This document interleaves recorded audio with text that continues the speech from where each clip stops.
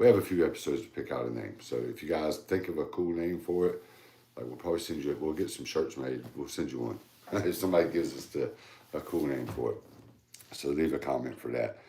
But it's been a pretty interesting week. First episode over on Facebook actually got a couple thousand views.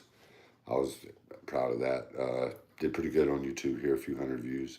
It'll keep growing. Just the second one, haven't posted on this channel in a long time, but we're doing good. And so we're gonna get right into it. Oh yeah, guys, I have been doing internet and stuff for a long time, long time.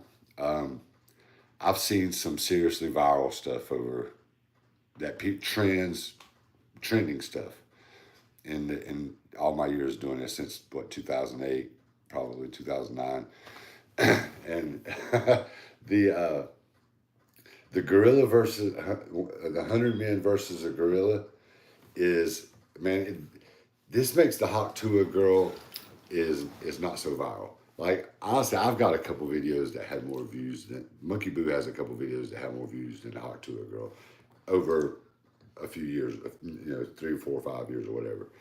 But I mean, that was a big thing. But like, I can just remember some of the I've been, because I was around the internet a lot more before a lot of people were probably watching, like Chocolate Rain. Man, they had that dude on South Park, Tazon Day. Like the early big YouTubers that had some. That was Chocolate Rain was a song. It was really, really viral. The Gangnam Style. Oh, yeah. Remember that Chinese dude? Yeah. Gangnam Style. Like, man, that was like probably one of the most viral. I have a telemarketer call. That was probably one of the most viral. Man, I don't know, like that was huge, man. Yeah, that was in the hundreds of billions on views. I'm pretty sure.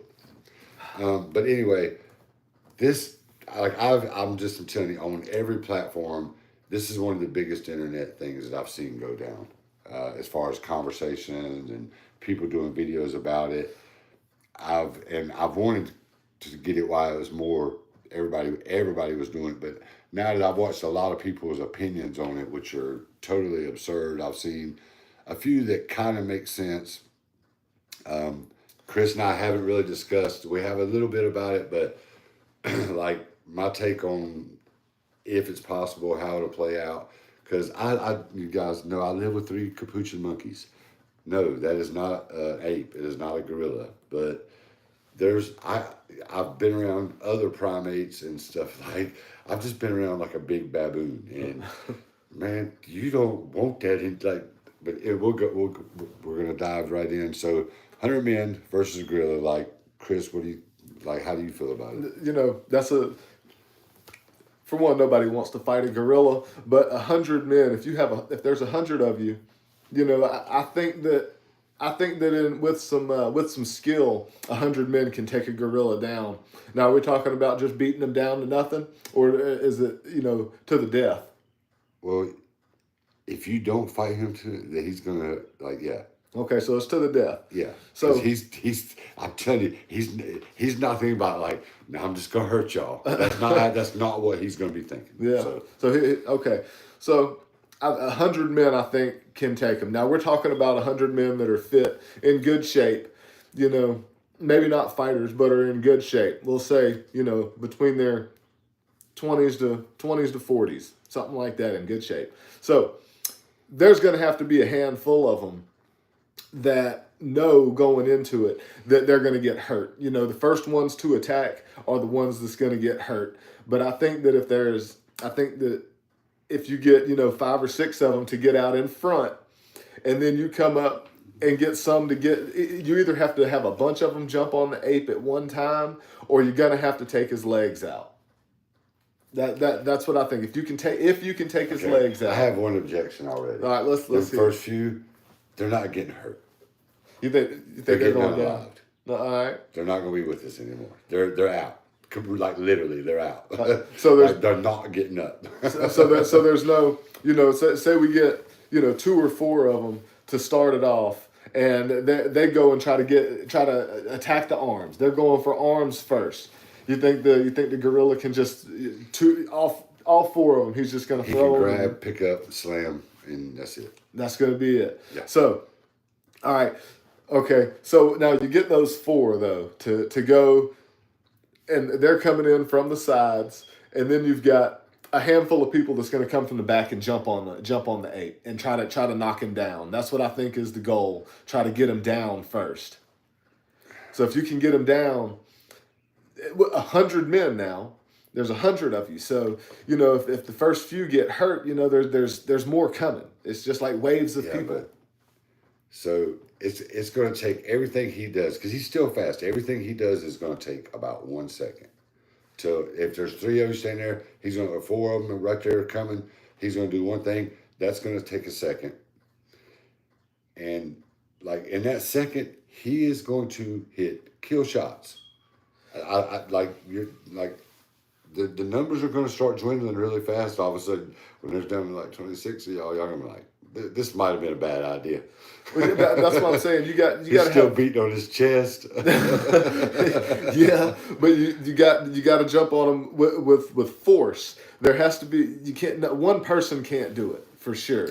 It has to be more than that. You're gonna have to have 10 or 15 of them trying to jump on him, but he's only so big. So how are all these people going to fit in all together? They're going to all have to jump on each other in order to body weight to take him down. Yeah, body weight. That it's like I actually did the math on it. I think it was the men would weigh like a little over 18,000 pounds if it was at 200 pounds average. Man, now weight. That's a lot of weight. That's a lot of weight. But man, a silverback can literally take a bowling ball and bite a chunk out of it, like we do an apple. Like, what's that gonna do to your head? I know some people with hard heads, like in reality, and they're just hard-headed people that are hard-headed because what is the definition of insanity? Doing the same thing over, except expecting a different result. That's right. That kind of hard-headed, but biting through a bowling ball and biting a chunk, like what's that gonna do to your skull? So. Or you're like, and like if he grabs your arm like that, that's it's gone. Yeah, your arm's broke. He's just gonna squeeze. He can squeeze and crush. Just like I said, everything he does eliminates one. Whether it's a smack. Can you imagine getting backhanded by that thing? Oh God, no. It's worse than if Mike Tyson ran up on you and hit you full blast in his prime and you didn't see it coming. Yeah. A backhand from that ape is. Yeah. And this is not a monkey. And like, so let's just take, for instance, my Monkey Happy. We're going to say Monkey Happy because he's my biggest of my 3 capuchins. He's 6 years old. He's bigger than Monkey Boo and bigger than Monkey Mila. He's longer. He's a bigger monkey. He's solid 2 pounds bigger than Boo. And it shows. He has his canines. Now, Happy's kind of he's still the baby of the troop. I believe if it comes down to it, Boo might have a little more gangster in him if they felt threatened. Mm-hmm. But Happy, once Happy let it out, he's just so much bigger and stronger, and he's really fast. So, like. Now, if it was somebody like myself, and especially 2 other people that had been around capuchins, had seen capuchin bites, had been bitten by capuchins and other monkeys, and understand like the way they come at you, how they're gonna. I've been attacked by a capuchin monkey, guys. Not one of mine, somebody else's. I'll never say who it was or anything like that. But I've literally been attacked by a capuchin monkey. Wow, like it was like. It was a draw. I didn't win by no means. Like I don't. The monkey. Well, I had to go to the hospital. The monkey didn't. My ear. I thought my ear, the top of my ear, was gone. I was going to ask, did they that capuchin? Did it like hit you? What was? It bit me 5 times. Oh, with canines? No, actually, no. He didn't have canines. All right. I don't think he may have. I can't. I've had. Oh man. 5 bites though. On the ear, the stomach, the back of the hand, and actually several times on my lower legs. And man, it was monkey hair because I was slinging him like he was coming at me, Yeah. and like, but I've been in that like not that situation, not extreme like that, but it was like this monkey weighed like 8.5 or 9 pounds. Man, Chris, I would rather fight three 250-pound men, Ooh. 3-on-1, than fight that monkey again. That puts into perspective with the gorilla versus 100 men, though.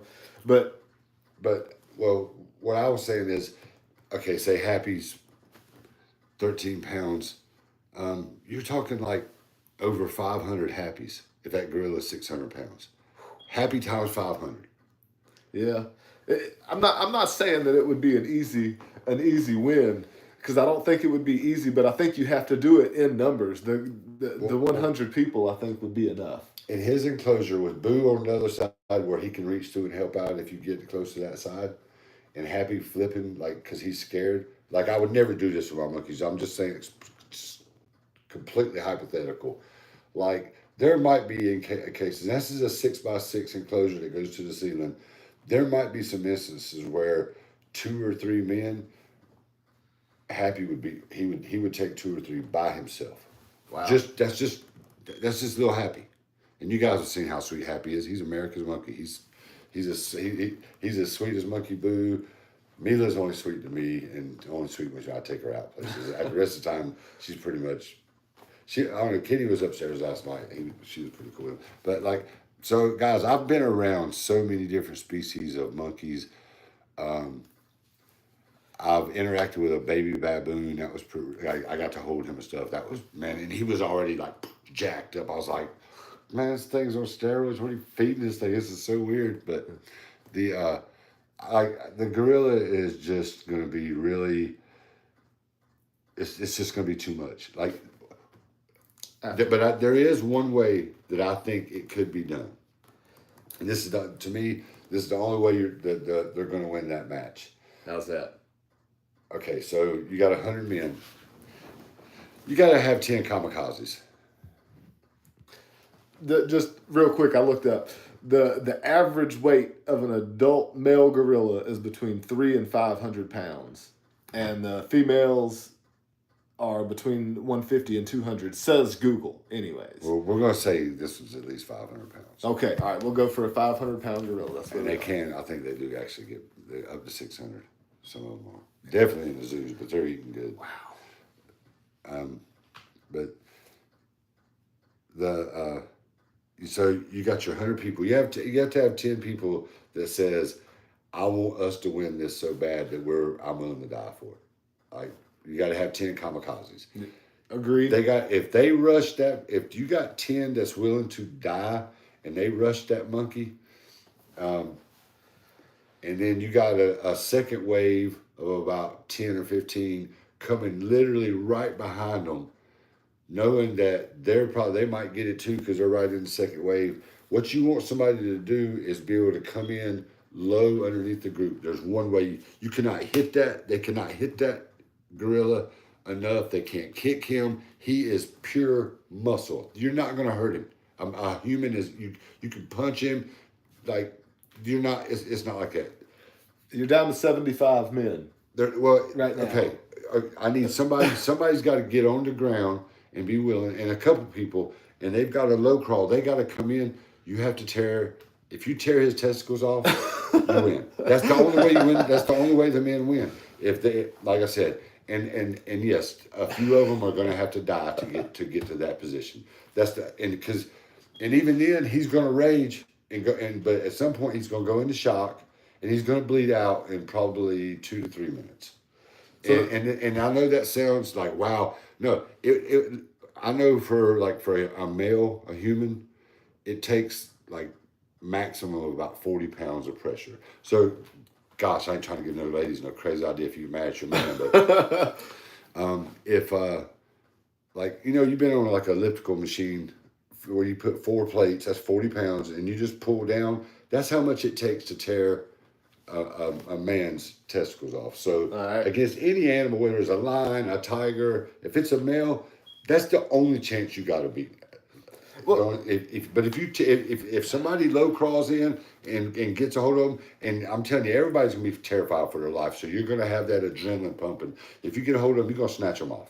well, hold on, because I don't mean to cut you off, but I've seen videos, you know, and I'm not trying to sound nasty or anything, but I've seen the videos where like the male gorilla is over there pinching the little nipple on the female gorilla, and she's all, stop, So obviously things like that affect them like it does humans, even though they're big. You do stuff. I've seen the little baby gorillas go and stick their finger in the dad's booty, and the dad freak out and try to slap the kid around and stuff like that. The gorilla kid, I guess.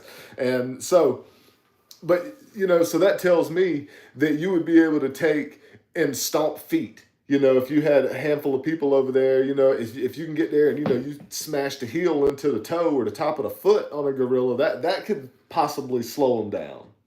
But like if there's a wave of 5 people coming from his left, and he goes whoosh like that, he literally just domino jaw, like, and they're probably all knockout shots. Yeah. Like their strength is like I said, if there was the only way, if they could somehow get somebody down there while the gorilla is distracted and looking up and literally tear his testicles off. That's the only way you can beat him. That's the only thing. That's the only guaranteed kill shot that you can do on him. I disagree. I disagree because if you can get up from behind him and somebody jump on him, he has eyeballs.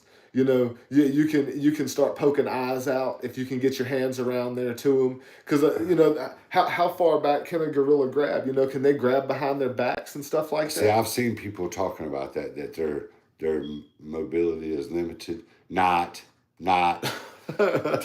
no, like they're still they're a primate, like a non-human primate. Don't get it twisted. Even their head, like you guys have seen Monkey Boo do the head whip, and capuchin monkeys, different than a gorilla, but their head's on a swivel. Oh, hello, guess what? That gorilla, like as far, some people can go further, but to your shoulder you can turn. Like he can turn his head a little further than that. So you're not.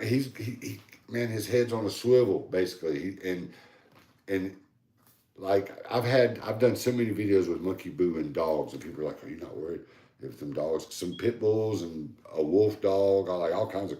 And they're like, I'm like, no, because dog speed and monkey speed is not the same thing. So the female gorilla is more dangerous. So that would mean that no testicle tearing off if it was a female gorilla, but we have a weight difference. She's a lot smaller. Yeah, she's a lot smaller. So would it have to change to 100 women that's attacking the female gorilla? She's. You don't think so? Not happening? You can clone Ronda Rousey 100 times and throw her out there. She's going to get the brake speed off over 100 times.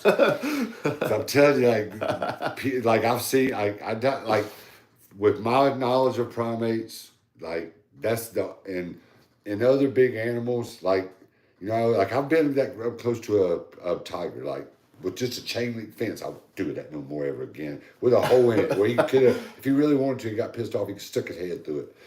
So what? Yes, like the video where because everybody's like, Boo was scared. Like literally as it was going on, Boo was on my shoulder and snatched the fly without looking. And I was like, yeah, he looked terrified. but even looking at that tiger, I was like, oh my gosh, because they was doing this demonstration where, and I was thinking, I'm like, man, the only chance you have against this animal is if you can somehow get a hold of his man parts and just rip them. That's your only chance against any kind of animal like that. I feel like. I can see that. That's a pretty good. That's a pretty good way. But I think that if you could get a hold to the eyes, that's another way. A choke hold obviously isn't gonna work. I hope some lady watches this and gets like their husband says something kind of dumb or something, or makes a little comment, and they just try to look at him and be like, I learned today that it only takes 40 pounds of pressure to tear your testicles off. If we don't teach y'all anything, at least the ladies know that. Yeah, so 40 pounds, guys. That's really scary. Like if somebody was to grab like that and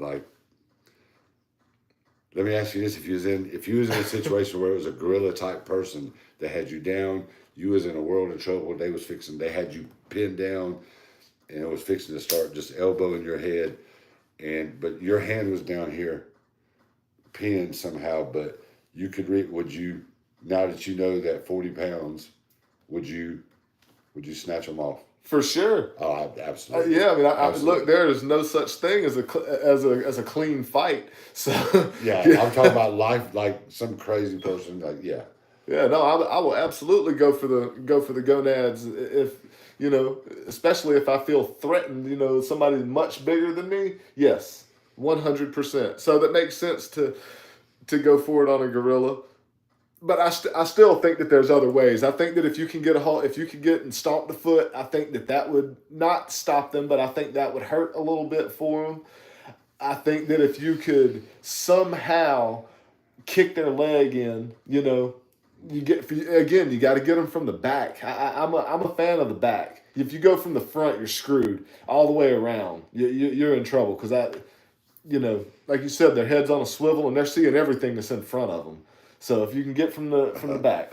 I think gorillas everywhere. I think even the gorilla. This is so big and so talked about. I've seen them like this in random news interviews, like the 100 gorillas. Right? What do you think about it? Like it's not relevant to that, but like it's such a man, guys. That gorilla is. It's just man. That's a like I told you that. Like I said, you gotta. That's the only. I just don't think that if you stomp its foot, if somebody gets in and gets a couple foot stomps, that hurts it. Yeah. It hurts his foot. It hurts the gorilla's foot. Mm-hmm. I think like 40 seconds later, somebody's gonna be going, "Who stomped his damn foot and pissed him off?" like people like he's just gonna go. He's gonna start off with that initial surge, and he's just gonna clean house on it. And then y'all gonna like re-strategize. We gotta reorganize here, get a new strategy, and then everybody's gonna kind of start circling around, and he's just gonna start picking people off one at a time. So there's this huge dude. He they called him the Mountain on the show that he was on. Was it Game of Thrones, I think, something like that. I think somebody picked him, and they did a list of the 100 men. They was like, "Well, give me these 10 men." Oh, okay. And they could take him, and I was like, that was one of the people they named. Okay, see, that's what I was going to say. Yeah. If you have somebody like that, I mean, this guy's gigantic. He's twice as big as you. His arms are massive. He's a beast of a man. So do you think that hitting him or with that guy punching a gorilla as hard as he could in the face, do you think it would do anything to the gorilla at all? Nothing. Just because of how thick their skulls are? Nah, even though that dude's big and strong as far as actually hitting, there's probably like prime heavyweight boxers that are 240, 250, maybe even a little less, that can probably hit. As far as the actual punch can probably hit harder than that dude can. Do you think Tyson could hurt it?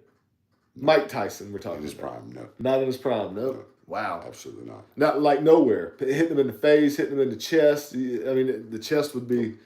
I mean, those things are hard as a rock. I'm sure. It could stand there and take 20. It could let Tyson could hit him like a punching bag, and even if he was like cutting him and stuff, he wouldn't even move his head. Like when a boxer gets hit on the chin, like that's usually a knockout. Yeah. Tyson could rack his chin 10 times in a row and wouldn't even move his head. Man, you think so? Yes. Wow. Like 10 times the strength. So you'd have to do something. Have you seen their neck muscles and stuff? Like, oh yeah, like that's you're not. That's why I said no chokehold is going to work or anything like that. That's obviously out of the question. It's going to take, I mean, I like your idea of pulling its manhood off. Like, and for all you people that think that the 100 people really have tried to make these arguments that like the 100 men really have a really, really legit chance, like you better hope Planet of the Apes don't come real. I mean, don't come to real life. That's all. If you really think that 100 men can beat that gorilla, let's just hope that the Planet of the Apes never becomes reality. Man, yeah, I'm taking the gorilla, and that's just the way I feel about it. All right. Well, Like unless you can deball him. yeah, I disagree. I think that 100 men could take the gorilla. Well, like if I had to take on 105-year-olds at one time, that was me. That's like a nightmare for me, man. Like 105-year-olds coming at you, and somebody was like, "Look here, if you get a hold of his whatever they call it, to the kid, like snatch him off, y'all can have every toy you ever wanted or something like that, like that."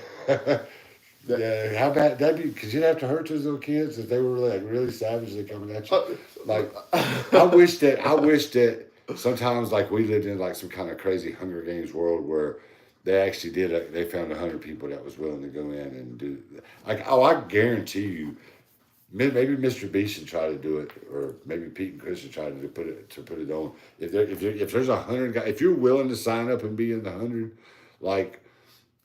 The animal rights people and stuff's not going to like it, but man, I'm going to tell them, like, man, don't worry about that gorilla. The human rights people is who you need to be talking about. Like, because he's about that. Because what's going to be funny is that gorilla, during all that, may realize they're smart. He may realize what's actually going on.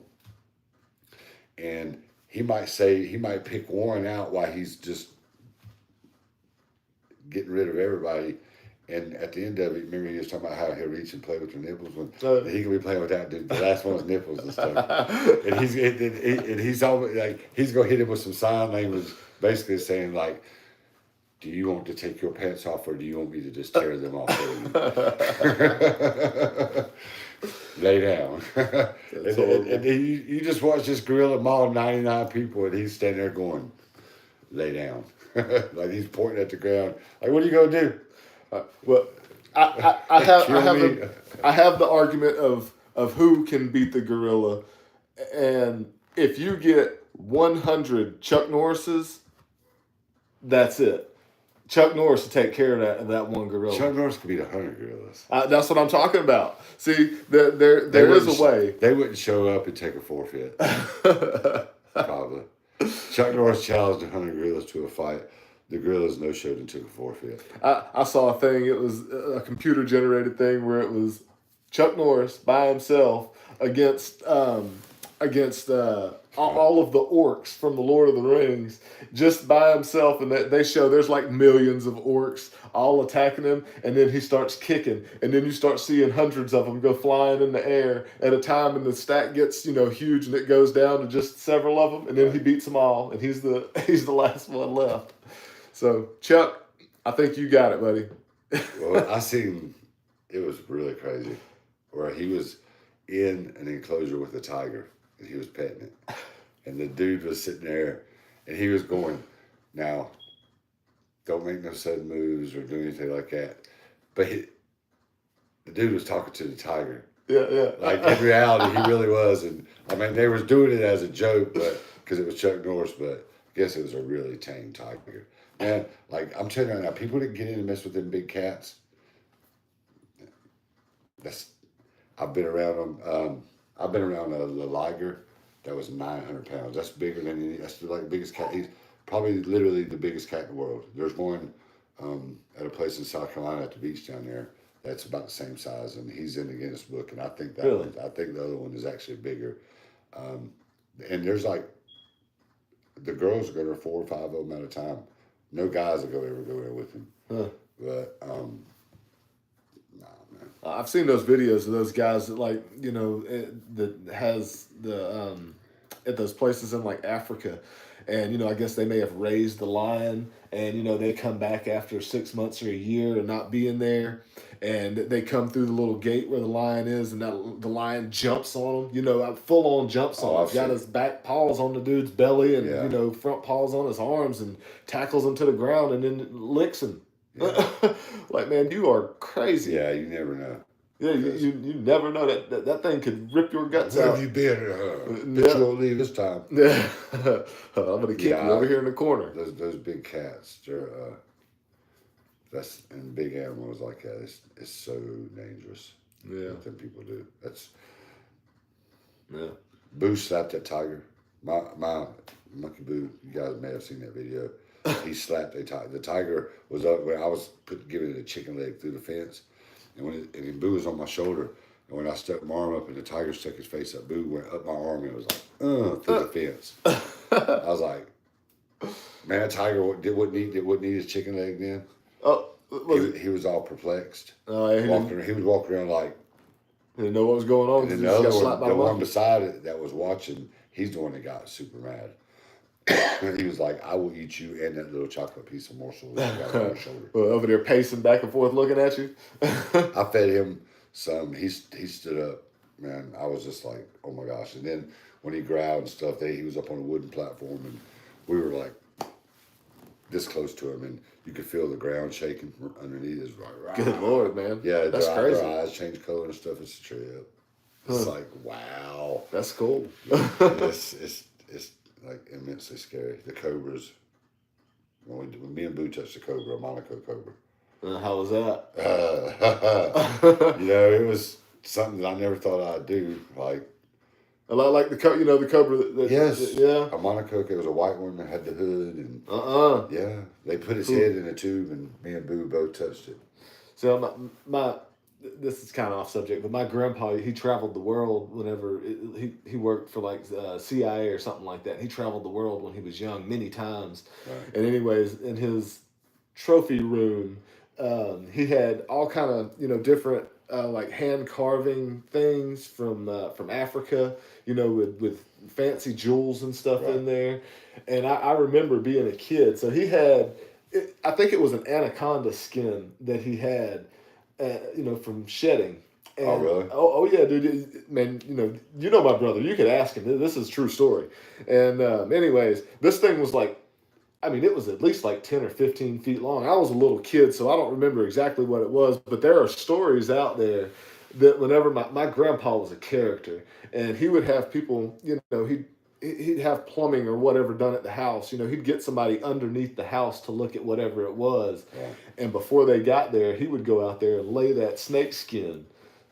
He'd roll it out and lay it out under the thing over there to scare those people. But the point of what I was getting at is that Grandpa had this great big anaconda snake skin that he used to pull out for people to scare them. Yeah, that's not cool, Grandpa. Well, he thought it was hilarious. I'm sure so. he was quite the character. So, but I don't have any desire to touch a cobra. But, yeah, no offense. But yeah, like if you guys want to do that, like if there's 100 men, reach out to us, leave a comment. If I get 100 of you, we'll make it happen. We'll figure out a way to make it happen. And don't worry, I'll deal with the animal rights people because I'm gonna tell them like, I ain't got nothing to worry about. That gorilla ain't gonna get hurt. And this is no weapons or anything. This is all just hand-to-hand combat here. So I even give y'all the formula to do it, but count me out. I know. Well, you don't want to be. But so like something that next thing we're gonna kind of move into similar but different scenario, different. This is completely hypothetical. So watching all the 100 men, people saying, well, it should be this kind of men, or these like UFC fighters, or big, giant, strong people, or different types of people. So, like, and definitely, guys, chime in, and your age may depend on what your opinion on this is, but I'm gonna explain. I'm gonna lean the way I lean, and I'm gonna explain why. And some of if you're younger and you agree with me, definitely make sure you tell us or if you agree with how Chris says it.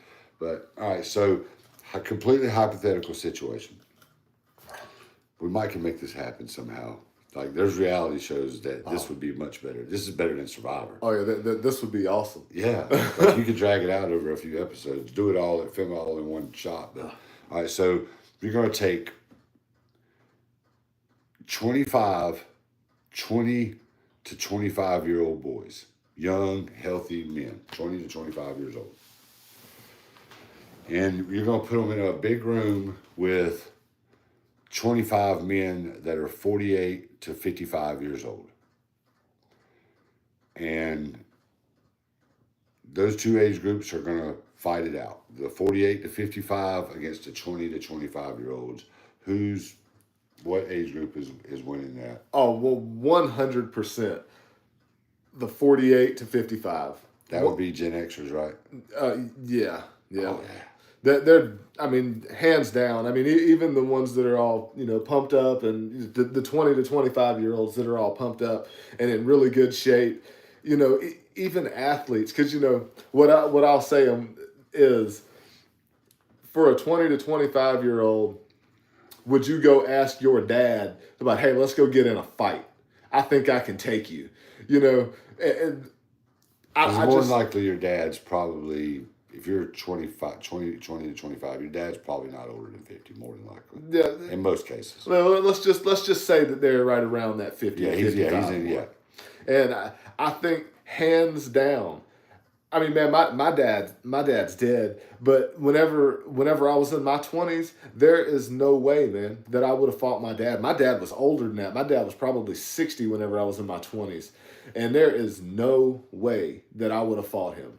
Not a chance. He probably would have. I mean, he would have beat me down. Yeah, it's different. And like I got another friend, he's in his 20s.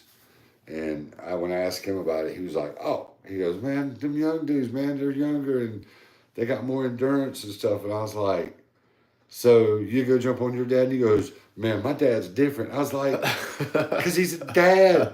I was like, guys, like so definitely like so especially in that 48 to 55-year-old with those old, give me like three dudes that work in a machine shop, like working with steel, like in a machine shop. Oh yeah.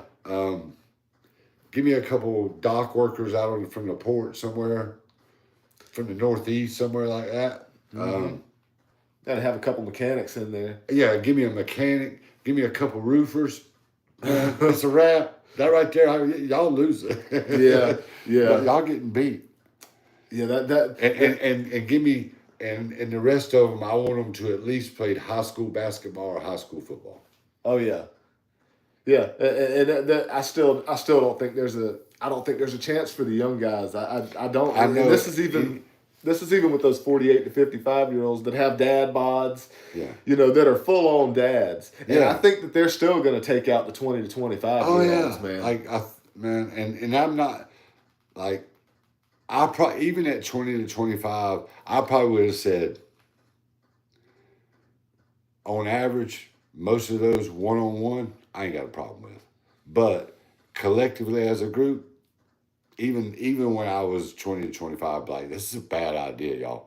Yeah, it's experience versus inexperience. Yeah, I'd be like, this is a bad idea. Like, these dudes, like, because even then when I was a kid, like, the people that was 20 years older than me, like, they grew up different.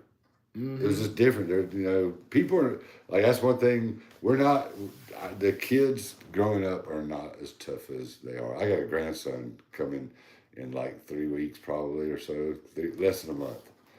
And like, I don't want him to be soft like these people are. Like, but that's kind of like unfashionably not to be. In general, society is so much softer. But I guess it has to be because of the way it is. But I don't know. Like, I'm definitely gonna say that the 20 to 25-year-olds, most of them are gonna say that. But I'll tell you a funny story. My cousin Jeff that passed away a few years ago.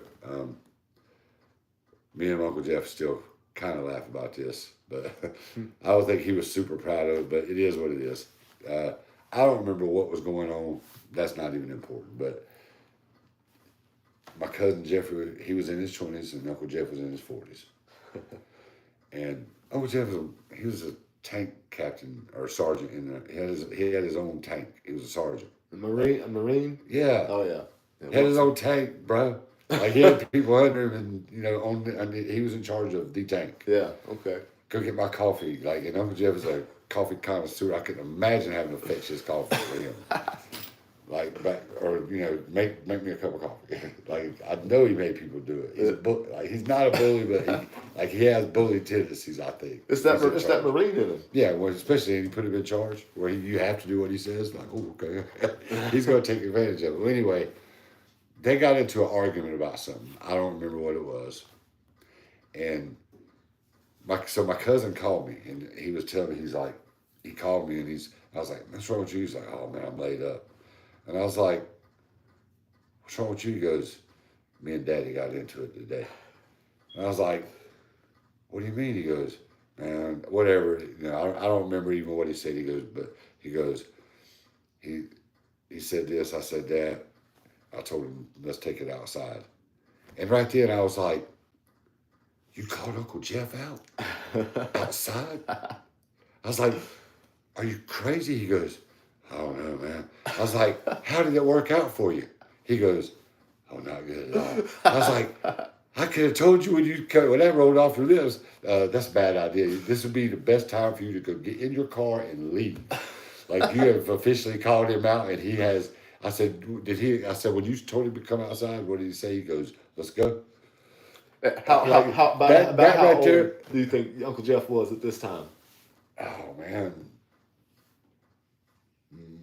Probably mid-40s. Ooh, all right. Maybe a little, yeah, right mid-40s. So they got out there, and Uncle Jeff kicked him square in the balls. Fight's over. They squared up. Boom. That was it. He was. My cousin was 30 minutes later was at his house with the ice pack. Called his mama. Mama, they're swelling up. What should I do? Or something. I don't know. Like he called Uncle Jeff out. Oh like, my God, man. Yeah, Uncle Jeff he's a tough man, especially when he was young. Ooh. That's hilarious. Like, the bad thing is, man, I wish he'd come on and just tell us some of his brother's stories about his brother. His brothers was tougher than he so to hear him tell it. Like, I don't know. My Uncle Jeff's the only man one of the only men that's truly ever really intimidated me in my life over a sandwich. A sandwich. Well, I mean, you go elaborate. I still pick on him and he can't eat cucumbers because it upsets his stomach. And if it's ever just me and him, and I have to take care of him, we're the last ones in the family. I will take care of him, but he will eat cucumber sandwiches. And I've told him that, and he says that to this day he's like, I don't even remember that. So I was 4 years older than my cousin Jeffrey, and for whatever reason, my aunt wasn't home, and Teresa wasn't home, and her and Jeffrey were going somewhere before Jesse came along. Man, I'm probably about 5 or 6. Something like that. And I'm there at the house. I guess we're waiting on him to get back. Me and Jeff sitting there watching TV. And he says, I'm going to make me a sandwich. You want one? And I was like, nah, I'm all right.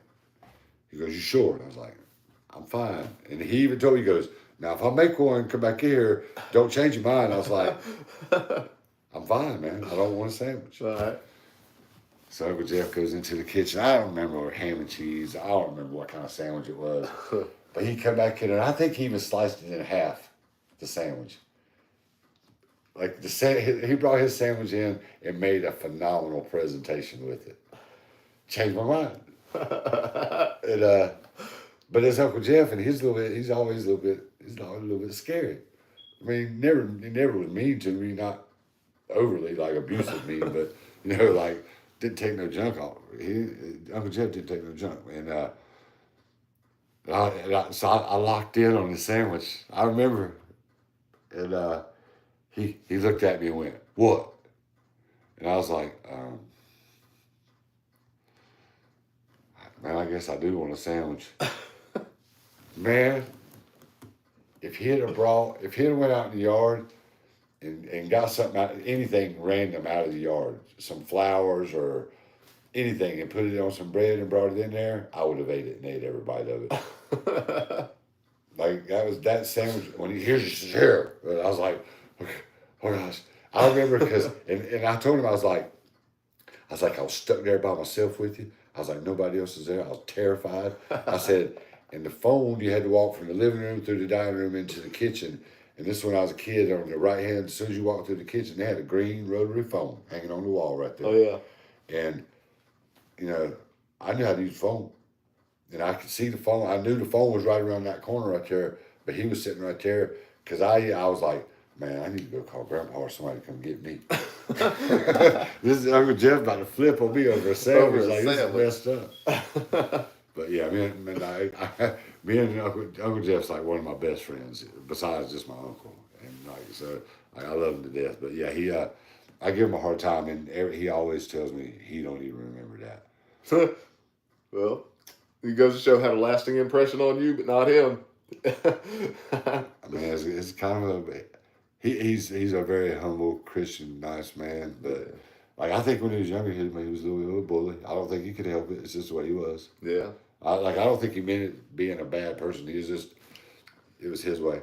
Man, those Marines, especially the older generations, that it is a straight. I demand respect. Whenever I talk, you listen. Whenever I'm telling you something, do it. And that's just how it is. And you respect a Marine, especially the older ones.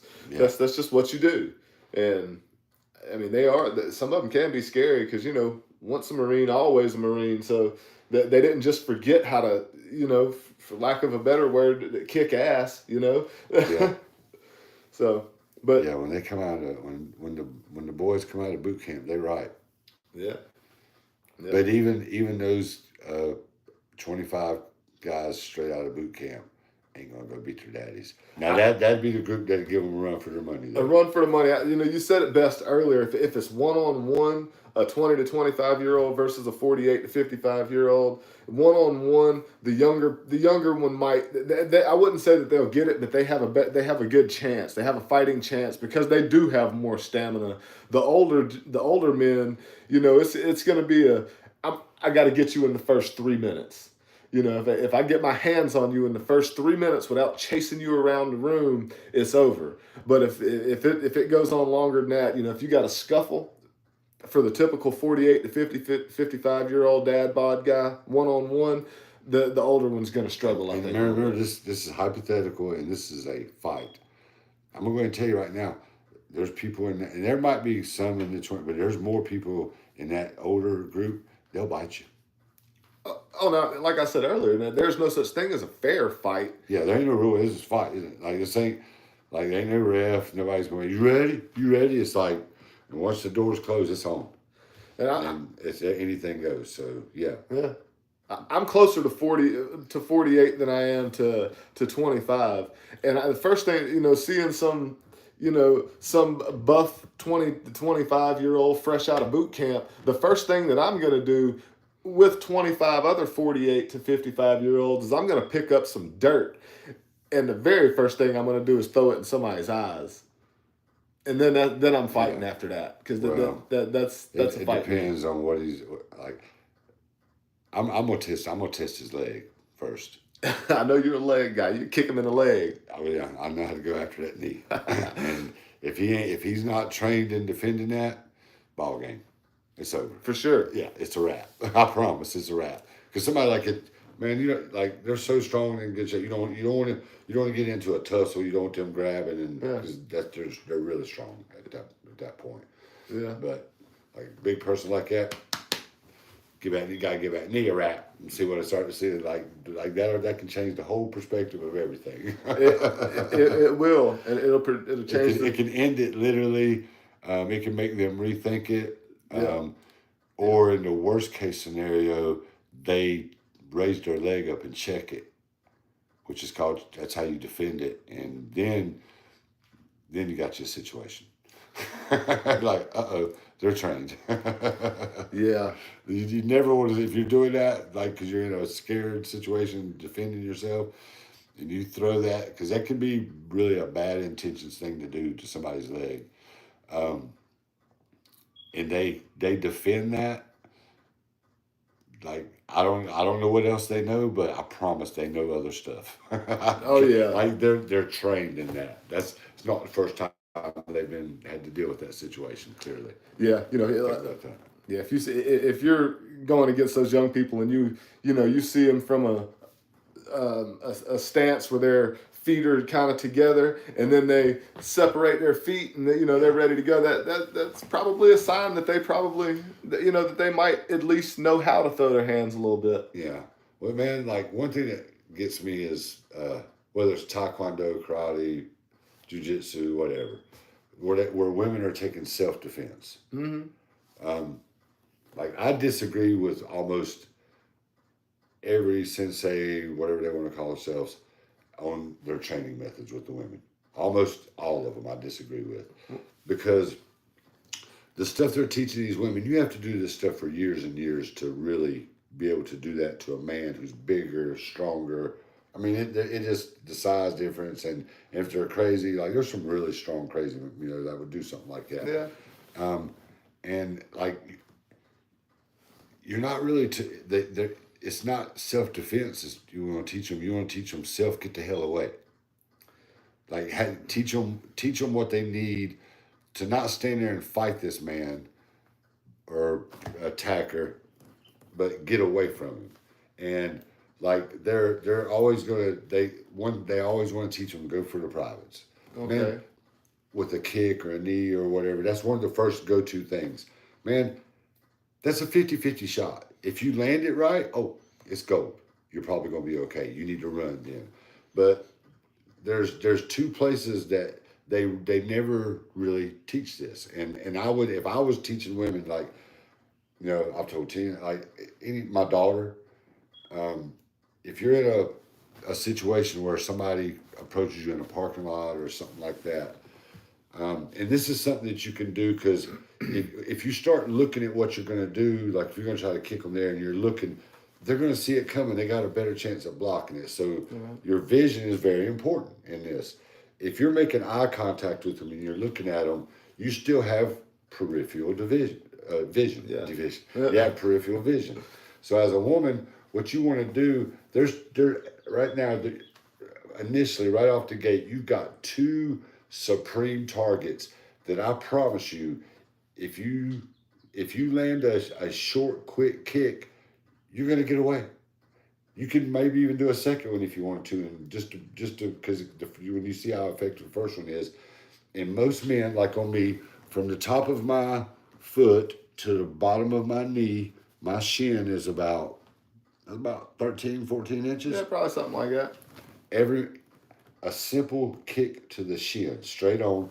Yeah. And you got two of them. They're this long, this wide. It's a good target. Hard to miss, and you don't. But if you I know in a scary situation it's hard to remember that. But if you remember not to look down, and that person is not expecting you to kick the shit out of their shin, like I said, I'm not teaching you to stand there and go toe to toe with this person. I'm teaching you to kick him in the shin and get away so you can yell and scream and get help. Yeah. There's a difference. Yeah. Like, go for the shin. If they're too close to you and you can't get the shin, I'm telling you, if you got to be like you should be at that point scared for your life with the most bad intentions, the most anger you could ever muster up. If it's a man like that, even a big man, hit him in the throat, right on the Adam's apple.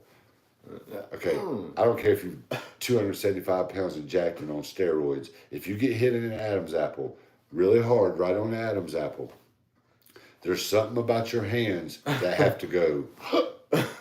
You have to. Hence, giving you a second to escape.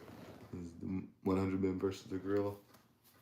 We just did like about 45 minutes on the 100 men versus the gorilla. I said the gorilla's winning, but to sum it up, the only way is you got to have 10 people that's willing to die going in to initially rush it, and then you got to go in low and you got to tear its testicles off, and so it can bleed out. That's the only way. That's the only way that you can hurt that gorilla. Kicking it, hitting it, none of that stuff is going to hurt him. Well, speaking of go back to the women and learning their self-defense, we did learn earlier that 40 pounds of pressure will pull your testicles off. Oh, yeah, or that, so, yeah. Like, I forgot all that. Let's circle back to the 40. It takes 40. That's why we're talking about tearing the gorilla's testicles off. On a male human, it takes 40 pounds or less of weight to remove the testicles. So, like I said, if you're scared and your adrenaline's pumping and, if he's got jogging pants or some kind of wind pants or something like that, something where you can get a hold of him, turn them off. Well, the chances are, if you're going to get, if a man is going to be, attacking like that, they're going to be, they're going to be trying to grab the woman, wrap her up so she can't move type stuff. And, as long as they got some hands available, like you said, your feet are hanging, kick them in the shins, hit them in the throat, or you always go for the eyeballs. That's what I think would be some of the best things for, just your typical woman that doesn't know how to fight and stuff. Yeah. Those are the areas to go But, for when it comes to that. the shin and the throat, because those are the two easiest. They're big targets. Yeah. And they don't like completely take them out, but that buys you time. Guys, have you ever hit your shin really hard on something? Can you imagine getting kicked by a person that's fearing for their life, even a woman? With God knows what kind of shoes she's got on. Man, you remember back whenever you was a kid riding those bicycles with the metal pedals on there, and your foot would slip off and your shin hit the pedal? Never happened to you? I remember seeing other kids have to. Man, come on! I know that you slipped at least once and smacked your shin. I know it happened to me, and that's hardcore. Man, I had some tragic bicycle wrecks. Dude, I was riding behind my buddy one day. Whatever, I was a little kid, and we had a makeshift ramp. It was it was a 50-gallon drum lid that we had sitting on top of a cinder block.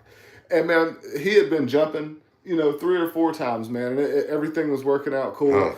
And so we decided we were going to go, back to back. He went first and I was behind him. So whenever he hit the ramp, his back tire hit the top of that ramp. I mean, the 50-gallon lid, and flipped it over, and I was right behind him. So I smashed into the cinder block, dude, flipped my bike over, knocked the wind out of me and everything, dude. It sucked. Oh, yeah. Yeah, the bike wrecks were the worst. Yeah. I had a couple pretty tragic ones. Man, the first time I raced BMX some when I was a kid on Friday nights. There's a few tracks we go to where they'd have it. And the first time I went, I'd got a nice bike for my birthday and stuff, like racing bike. Yeah. But I forgot my helmet or something. And my friend that I was with, he never let me, he stayed out there. I was like, man, let me ride around the track once or twice. And I was watching how people, I was watching everybody warm up because they had some whoop-de-doos and stuff like that. And I because it had right out, it had a double jump. And, when you're racing like that, you don't want to air them jumps out. You want to float just real quick. You want to keep the tires on the ground spinning. Yeah. So even if it was my very first race, because I ended up doing I was pretty good at it actually. I'd always win my age group after that first night, and I ended up coming in second overall that night. But in the first race, I watched how there was like 4 whoop-de-doos, and they was able to clear. It was maybe 5, but they were able, when they were coming around, they were clearing the third one easily. Okay. And then going over the last 2 slower, a little. Yeah. But they were clearing the third one. And that was right before you went down the last little straightaway to the finish line. All right. So we come down, I cleared a double, we go into the first berm, and then berms went way up on that nice, hard dirt track. Yeah. And we come out of that first turn, and I'm in second place. And stay in second place. I'm right behind the dude that's in the lead, and we come up to the whoop-de-doos. First time I come around, and we're coming out and we're pumping towards them, and we go up, man, and I guess I didn't realize that why everybody was landing on that third one. They were coming hard off of that last berm and hill. Yeah. That everybody was easing up a little bit, and I didn't, because I was like, I'm catching him. I'm going to pass him right here, and I overshot that third one. And caught the back of the man, and when I hit it, I shot straight down and hit my ass bone. Oh. Oh man, it hurt so bad. I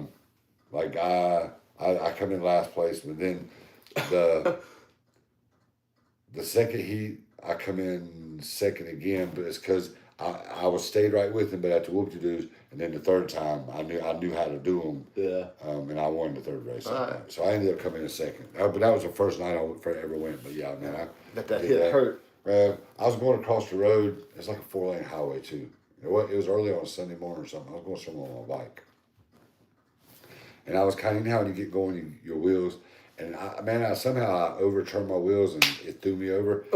and I hit my face on the damn road. Oh my God. And I jumped right up and rode out, and there was a Burger King there, and I stopped and went into the Burger King to look at my face because I knew it was scraped up a little bit. And when I was standing there, I got all lightheaded and stuff. It was like a delayed reaction on the knockout. It was like, oh man. Yeah. But building ramps and stuff, oh my gosh, dude, we used to just build crazy stuff. And we always had motorcycles and dirt bikes. So, like, with the sand and the bar pits, they were called, where all the sand dunes and stuff out in Central Florida we could go to. There were places we could take off through the woods behind our house and get to, and I mean, there'd be monster hills of sand to jump. Oh yeah. That was like, that's what we did. And we, like, thank God a grown up come home one time. Somebody that hung out with our parents and my friends' parents, they were friends and stuff, had give us like an old Volkswagen Rabbit car. All right. Yeah. And it was all rusted out and stuff, like a little 4-speed or something with the. I know. I used to have one. Man, and so my buddy had a pretty big backyard, and we'd drive it out there, and we'd go around and try to slide it into the corners and stuff. And they're like, y'all need to slow down, quit doing that. Well, one day, wasn't nobody there. There wasn't no grown-ups around. Yeah. And he lived kind of, it wasn't like no traffic really on the street. So what we were planning on doing is starting down the road at the stop sign from his house and coming up the road and veering off into the yard. Oh yeah, we were building a jump. We were going to put that joker like 20 feet in the air, and we were piling up dirt. And I think what we had might have actually let the car go up in the air, but you know, that's going to end really bad. Oh yeah. Because we were going up. We were definitely going to get it up there. And I don't remember who was the first grown up. And man, we were working on it for hours, and we had to disassemble everything and explain to us how stupid it was. And we didn't have the internet back then for them to show us some videos. But here's how that works out. Yeah. So no MythBusters at that time. Yeah. It was like, but yeah, we were straight up like. I don't remember if I was going to drive, or I think me and my buddy Keith, one of us was determined to be the driver and not survive. like we were going to straight Bo and Luke Duke that thing for sure. Duke's a hazard for y'all that don't know. Everybody knows who that is. Daisy Duke, man, she's a Catherine Bach is the actress. She's a legend. She has a piece of women's clothing that, because she wore it, that's what they call it, her name. There's a name from a show, but the Daisy Dukes, like, yeah. What man don't like them? Like, you know. Well, when I was a little kid, I was like, I don't see why, because when she'd be acting all flirty with Enos, the goofy deputy. Oh yeah. That liked her and stuff. It was always real nice to her and stuff. I was like, man, you need to quit being nice to her, man. That's my girl. That's what I looked at it. She was just playing them anyways. Man, like, you know who really, from back when I was a kid, somebody that really, and honestly, I look at a lot of any male, like grandpas, uncles, my dad, anybody, like somebody should have set me straight. I had to figure it out on my own at like 8. Man, it's for about a solid 2 years, I thought the Fonz was the baddest dude that ever lived. Henry fucking Winkler. Like, I really thought he was the Fonz, you don't mess with the Fonz. Like, I thought I was the Fonz. And he was scared to death to ride that motorcycle on the show. Probably. Oh, he was. He's come out and said the first time he got on it, he actually wrecked it because he didn't know how to drive it. But man, I wanted to be the Fonz. The Fonz was too damn cool, and and everybody was scared of him and stuff. But nobody ever pointed out to me. I figured out on my own. I remember I was like, I'd been watching it for a couple of years or something, and I was like, wait a minute, you know. He talked junk to a lot of people, and everybody runs away. Like, if somebody was talking to me like the Fonz talking to people, I'd be like, "What's up?" I mean, how come ain't nobody ever like? How come ain't nobody Fonz ain't never had to show? He ain't never had to show what he's about. He ain't never had to show out. Yeah. And I got to think about it, I was like, man, and then I seen that actor in something else, I don't remember what it was, and I was like, man, that's some bull crap, man.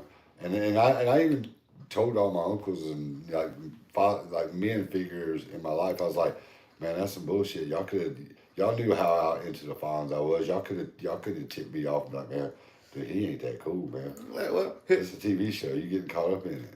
he was good in Parks and Recreation. He was the dad of two of the friends of the main characters, and he Probably played a dork.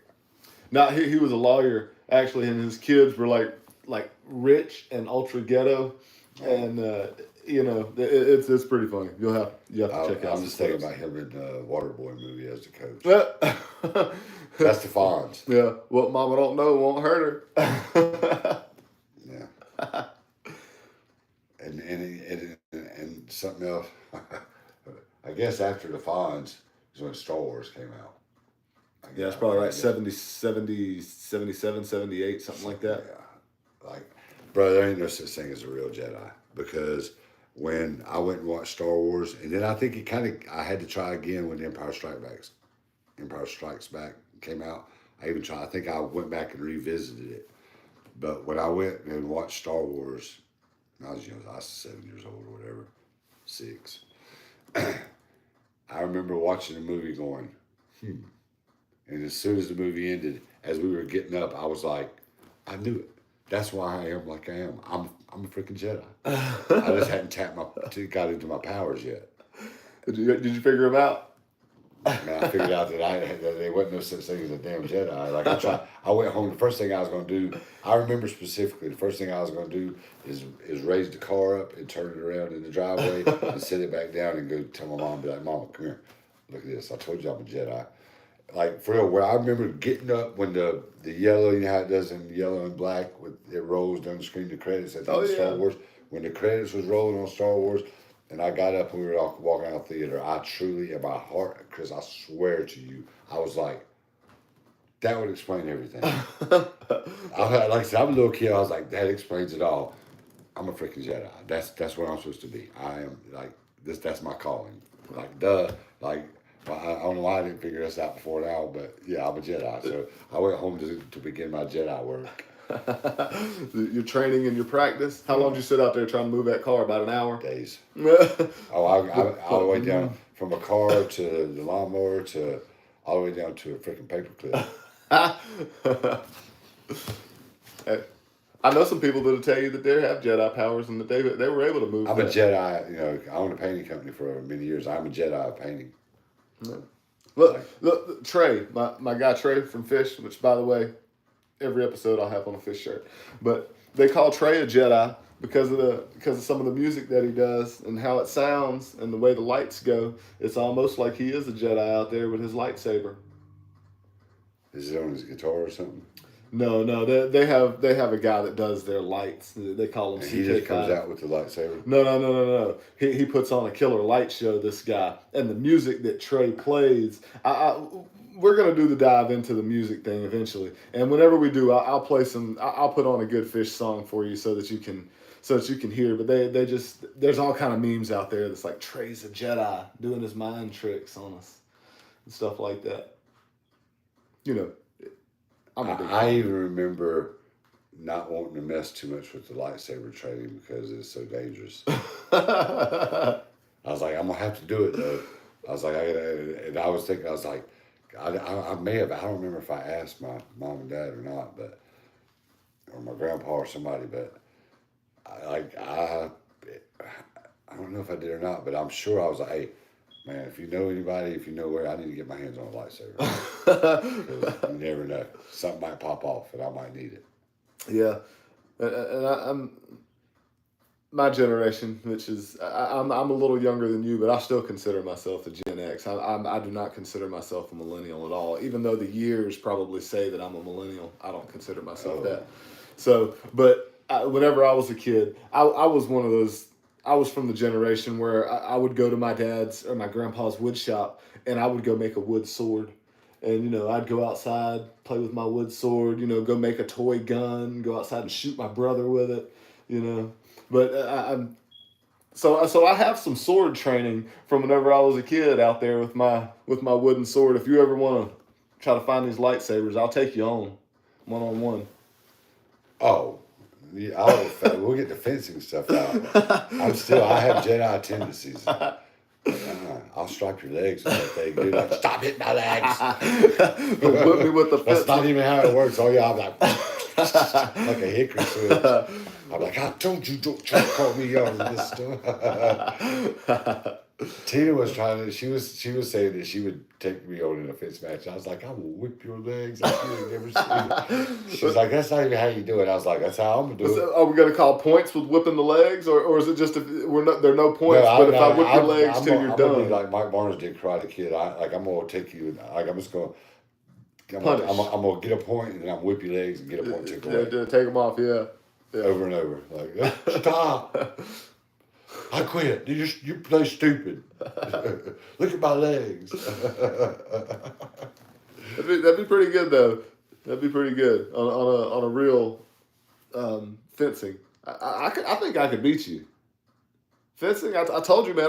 I have got sword training from when I was about 4 or 5 years old from my wooden sword that I made in the wood shop, and I could probably take you, man. I'm not worried about that. Sword training when you use your wooden sword. We used to. It was funny because we had some orange, like a mini orange grove in our backyard where we lived at when I was like junior high age. Yeah. And we had this big ditch to run through on the side of our house, and there was like 4 or 5 trees where the grapefruits and oranges had crossed. So we had, and nobody picked out of them. We got all the oranges every year. We'd bring them up to North Carolina and stuff, and but we would have these orange wars, and I don't know where it was the GI Joe kids at school. The kids that dressed up like GI Joe, we called them. Okay.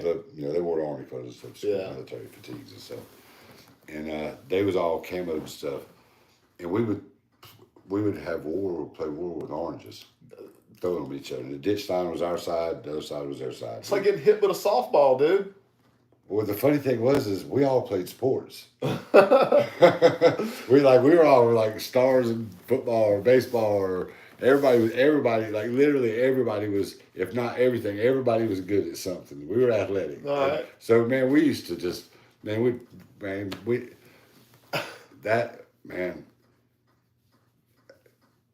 we'd have done this now, I don't know. Social media is different and stuff. Like, I guess statute of limitations is passed on this, but so like we almost ended this kid out there with that. It escalated. So it started off with oranges, and I think they started off, and then we went.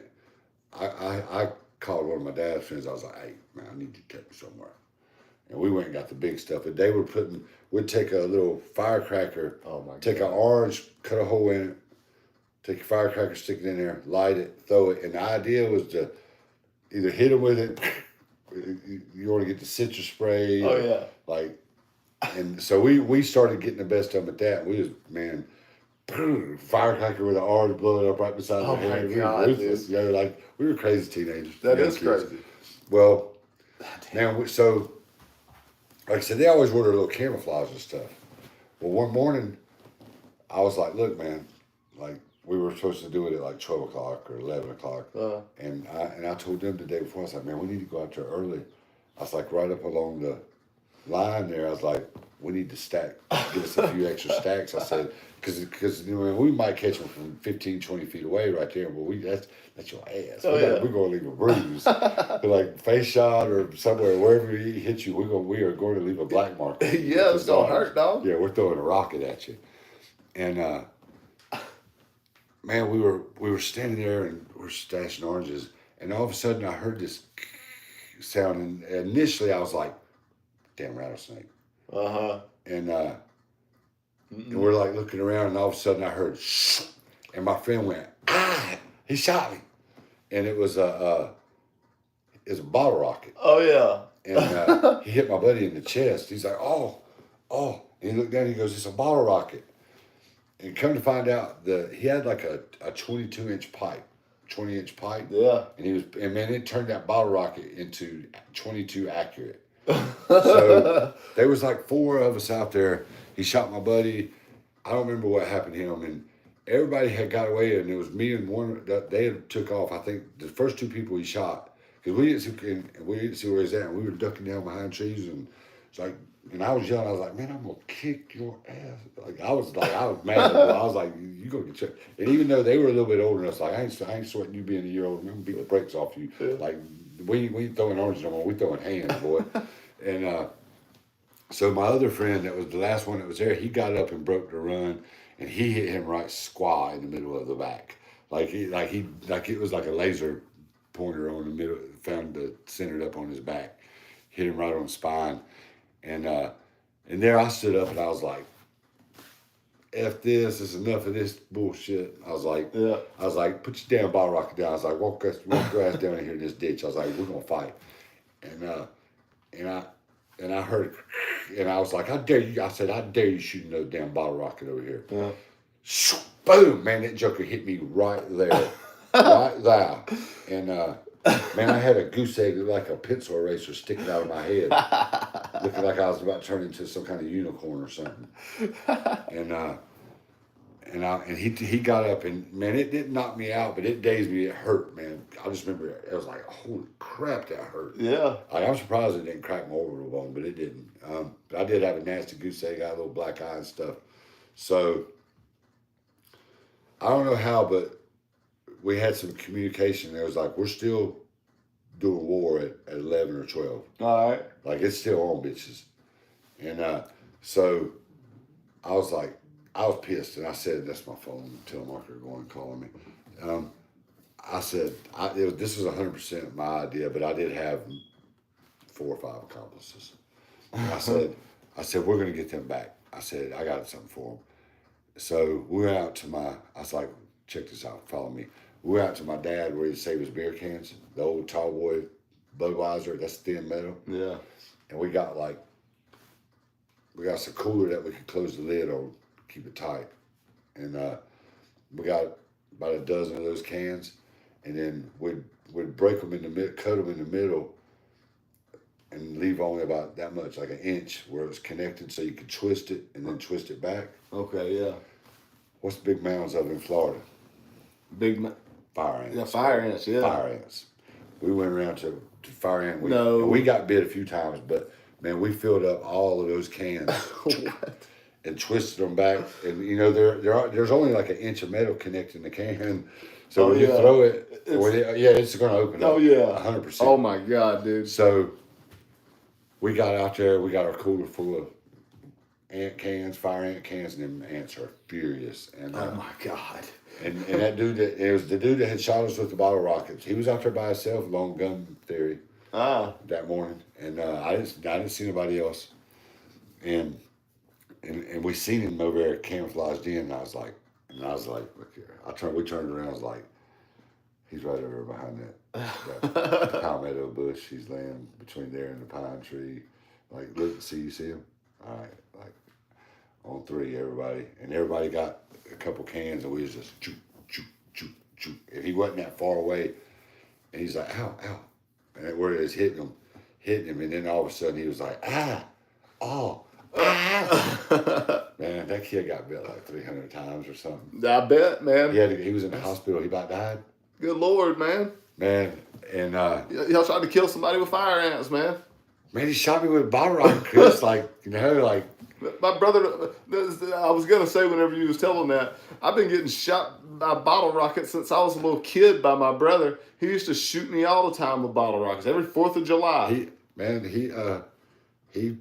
lit me up with a bottle rocket, so I don't even know if my mom, I'm sure they probably, I don't even know if my mom might remember it, I don't know, because I didn't really get in no kind of trouble, I didn't, but man, like a day or 2 after, we didn't know he was allergic to fire ants too. Oh shit! Yeah, it was bad. Yeah, that's bad. Really bad. That's bad. And we were at my buddy's house. He lived not real far from me. We were at his house, and that kid's mom pulled up out front, and his dad was out there. And some of you guys, if you're older, like you remember this, like today, this sound would have sounded like he probably would have went to jail for it. But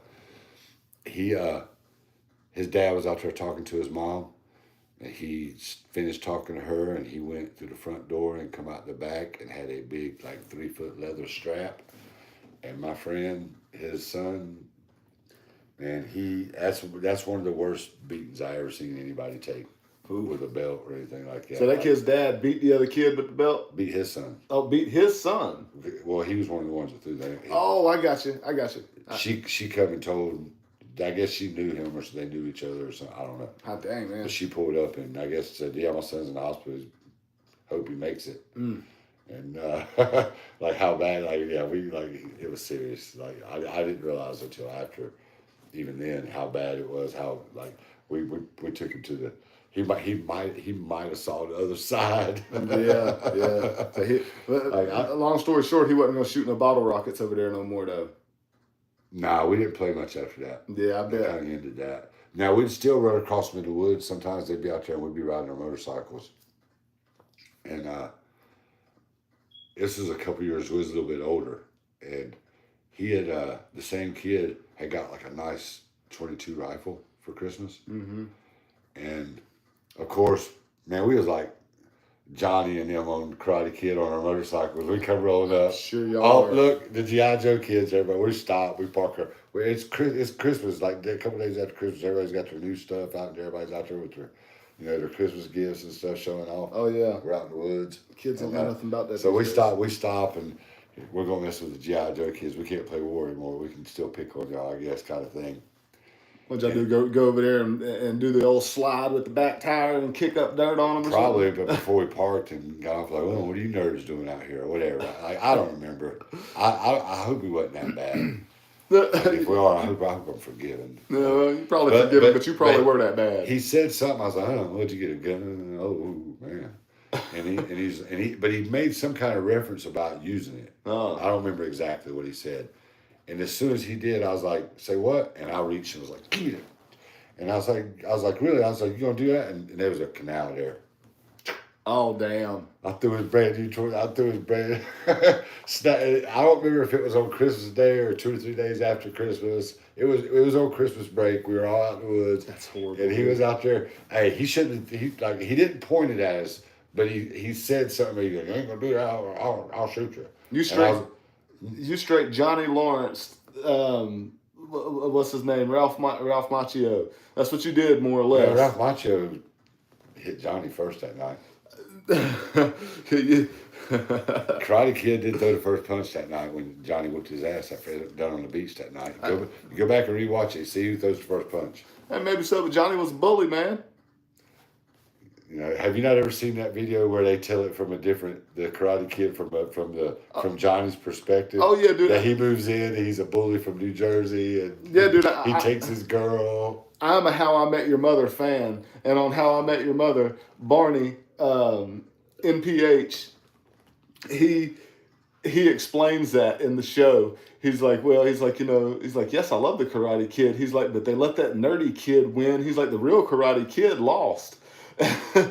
And he goes into detail about how his favorite in the movie is Johnny, and how the movie is about the Cobra Kai and Johnny being the Karate Kid, and that the loser wimpy kid just so happened to have won. But he came in and came from out of state and stole Johnny's girlfriend and all that stuff. Yeah, he kind of. I mean, as kids, all the stuff he got, he kind of asked for. Sure, yeah. So, like I said, I don't think we were just straight bullying, and I don't. Maybe we were still messing with him because he shot us with bottle rockets. He shot me in the head. Everybody else took a body shot. I got shot. I was like an idiot with my eye and stuff, and it hurt so bad. I was really mad about it, and maybe that's why. I don't remember. I don't think we was just actually bullying. I don't think I was never really like that. Yeah, well, I'm just saying. But I do remember I never got over getting shot with the bottle rocket. So if he don't forgive me for the fire ants, that's all fine and good because I don't forgive him. Yeah. You know what? He can take that up with God. There you go. Yeah. that forgiveness for that bottle rocket. If God's like, hey, I've got whatever that kid's name was, I've got him here. It's time to make a decision on him, but you need to forgive him for that bottle rocket. Like, I'm like, you talking about the one when I was like 13? Like, what are we talking about here? Like, well, if you don't forgive him, he's going to hell. Be like, oh well. They say, what was that? What'd you say? I can't hear you. I'd be like, all praise be to you, my man. just call me when it's time. Yeah. Like, look, by the way, I do forgive him for for whatever. That's right. You don't forgive him. He might forgive you though. You know, what if he forgave you for throwing those ants on him? I And know almost that. killing I him? would. You're right. I'm glad you said that because I would negotiate. I'd be like, does he forgive me? Tell him to say it. So I gotta hear it though. Like, oh, so I'm forgiven. I'm straight on the fire ants and stuff. And throwing his thing in the canal. I'm forgiven for all that. He forgave me. So I'm good. I'm clear on those. He'd be like, yes. Now, do you give him forgiveness for shooting you with a bottle rocket? I'd be like, hell no. That bottle rocket hurt. So I had to deal with that for 2 weeks with a black eye and a big old strawberry on my over my eye. You know, like I went to big schools in middle school, well, junior high. I was in high school. There's a lot of students. Man, it took till like fifth period before, like everybody didn't think I got punched in the eye. Somebody got the best of me. Like I was like, that's for man, who punched you in the eye? Like, man, I got hit by a bottle rocket. What? Yeah. Yeah. Well, he's not at school. Meanwhile, he's not back at school. Because, well, it was actually like a few days, but my eye was still black and stuff. The knot had gone down, but my eye was still black. Yeah. All right. Well, it probably looked like he was in a fight. Oh, gosh, yeah. Man, I had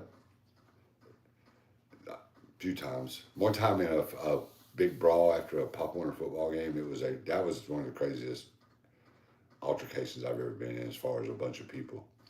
It was like 8 of us stayed. We took on the whole football team.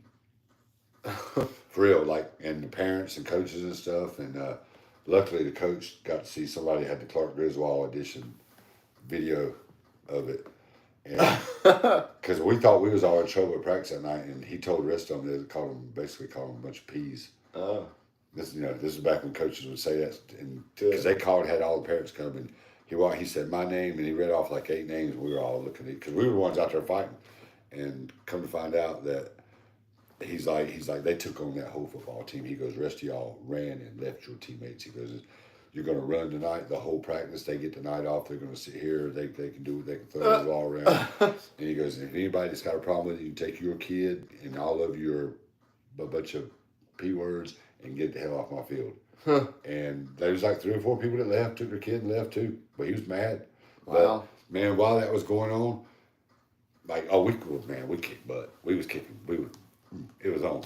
But I'm telling you right now, I got punched twice. It was DeLand, Florida. Somebody was we were on TikTok Live with the Monkeys the other night, and somebody lived in DeLand. I was like, man, that was our rivals. Yeah. Like, I was like, that was our New Smyrna Beach and DeLand were like the ultimate rivals.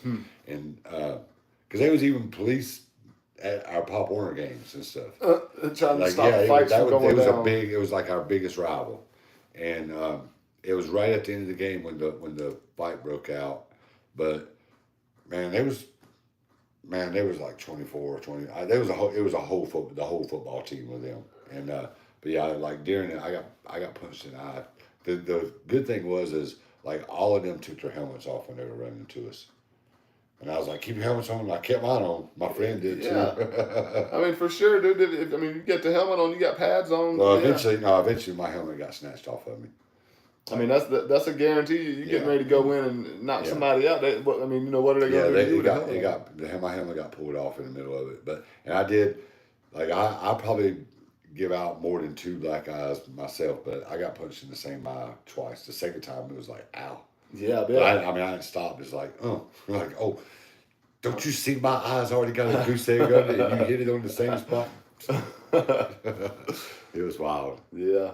Fun times. Times. Well. Yeah, we had to take on the whole football team. It was messed up.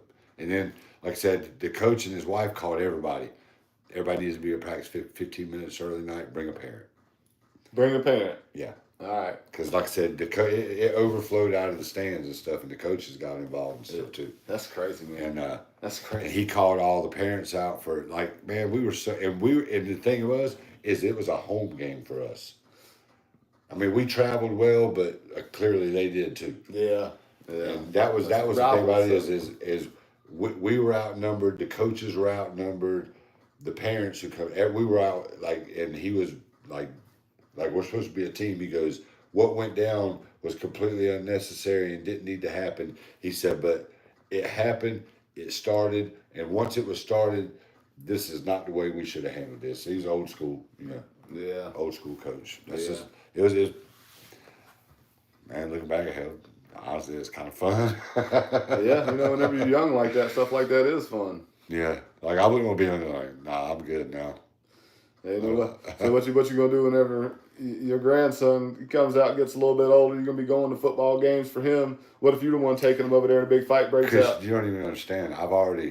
So Eve's got several friends that had either had just had a baby or pregnant or about to be pregnant.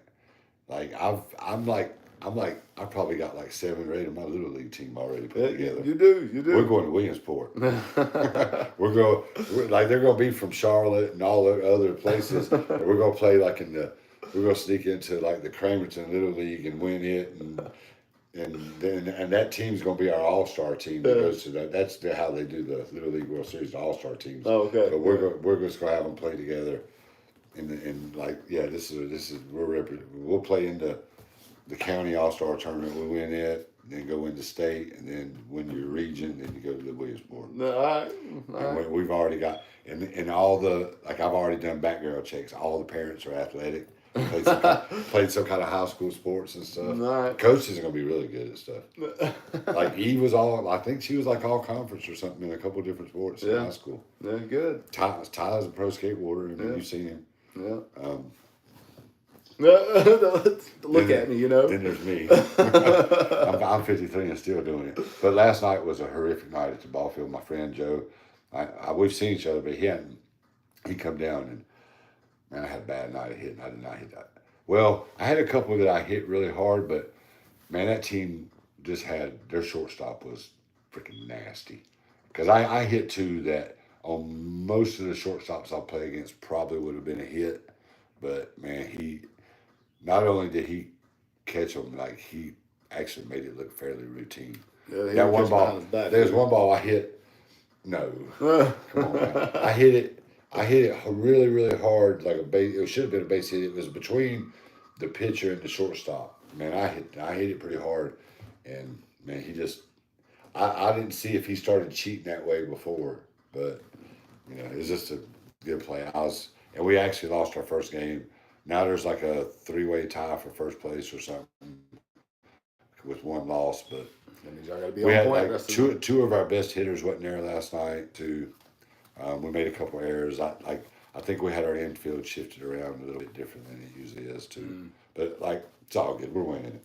Yeah, one loss that ain't the. If everybody's there, that our church that team is going to be really hard to beat. We're going to try to get together and play a weekend tournament. We'll go into Monkey Boo Crew. We'll probably stream some of those games and stuff. Nice.